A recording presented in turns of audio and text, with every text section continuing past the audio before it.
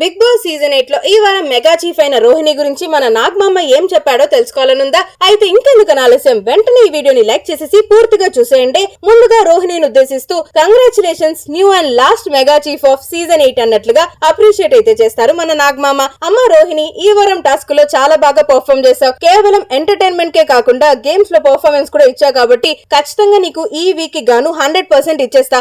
కానీ నాకు ఒక్కటంటే ఒకటి నచ్చలేదమ్మా. ఎందుకనంటే విష్ణు నీ గురించి మాట్లాడిన మాటల్లో నువ్వు హర్ట్ అయ్యావు. ఓకే, అది యాక్సెప్టబులే. ఎందుకనంటే తను క్యారెక్టర్ మాట తీసింది అని అన్నావు. బట్ నువ్వు ఇండైరెక్ట్ గా విష్ణు క్యారెక్టర్ గురించి కూడా అదే మాట అన్నావు కదమ్మా. అది ఎంతవరకు కరెక్ట్ అని అనుకుంటున్నావు అనేసరికి, సార్ నేను కావాలని అనలేదు సార్, తను నాతో చెప్పిందే రియాలిటీగా అన్నాను అంటుంటే నీకు చెప్పినట్లు ప్రూఫ్ ఉందా అని గట్టిగా అడిగేసరికి, సార్ అలా కాదు సార్, తను అలా మాట్లాడేసరికి నేను తీసుకోలేకపోయాను. క్యారెక్టర్ మీదకి ఎందుకు రావడం అంటే నేను మామూలుగా అన్నాను. వీళ్ళిద్దరు కావాలనే కలిసి ఆడుతున్నారు, అందరినీ ఓడించేసి వీళ్ళిద్దరే ఏం ఆడాలి అనేసి జస్ట్ ఫ్రస్ట్రేషన్ లో వచ్చిన మాటలే తప్పిస్తే ఇంటెన్షనల్ గా రాలేసారా అని అంటుందన్నమాట.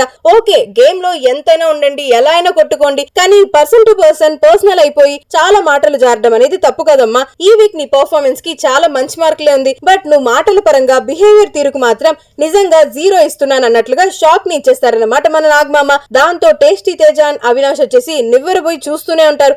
యాక్చువల్లీ ఈ విషయంగా విష్ణు ఎమోషనల్ అయి ఉంటుందన్నమాట ఆ ఎపిసోడ్ తర్వాత. సో నాగార్జున గారు వచ్చేసి విష్ణుని కన్ఫ్యూజన్ రూమ్ లోకి పిలిచి మరి కొన్ని ప్రశ్నలు అయితే అడుగుతారు. అక్కడ ఈ విధంగా అంటుందన్నమాట విష్ణు, సార్ రోహిణి ఇంటెన్షనల్ గా అనలేదు సార్, బట్ ఆ విషయానికి మాత్రం నేను చాలా ఎమోషనల్ అయిపోయాను, అంటే చాలా హర్ట్ అయ్యాను సార్. నాకు పర్సనల్ గా అది తప్పుగా అనిపించింది సార్. నేను నా తప్పు ఉంటే పక్కా యాక్సెప్ట్ చేస్తాను సార్, అది రైటో రాంగో నా స్టాండ్ నేను తీసుకుంటా.